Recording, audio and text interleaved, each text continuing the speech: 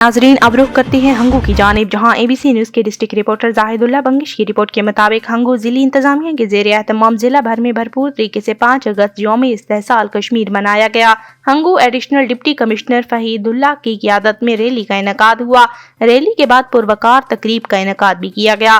तकरीब में जिली इंतजामिया के तमाम अफसरान, सिविल सोसाइटी, अक़लियती बरादरी, मीडिया के नुमाइंदों, इलाका मुअज़्ज़ज़ीन ने शिरकत की।